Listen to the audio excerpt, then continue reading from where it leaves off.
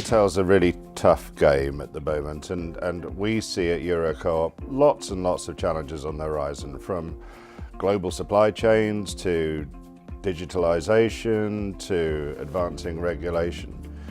But I think retail has fallen out of love with citizens and consumers.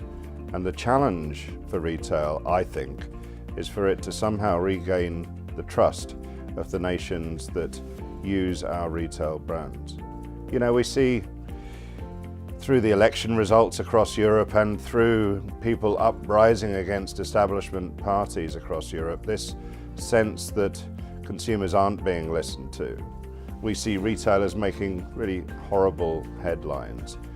And so I think we need to work harder to regain the trust of the communities that we trade in, the neighborhoods that we hold together, because we are a lifeline to those neighborhoods. Those neighborhoods rely on their local supermarkets and their local pharmacies to keep them well, to feed them, and to fill up their cars with fuel and send their parcels across the world.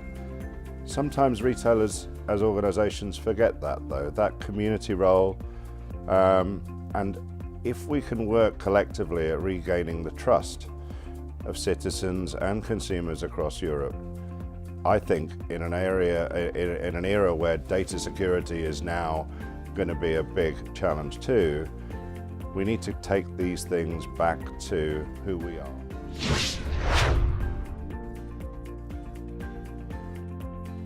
I could choose hundreds of trends, but the one I'm going to talk to is this idea of mindful consumption.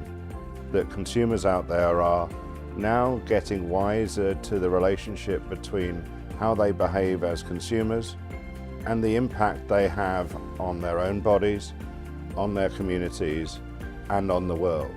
You know, it used to be fair trade was the only way of expressing your support for sustainable development, but that's shifting. People are now more health conscious. They're more conscious of how their money circulates in the local community.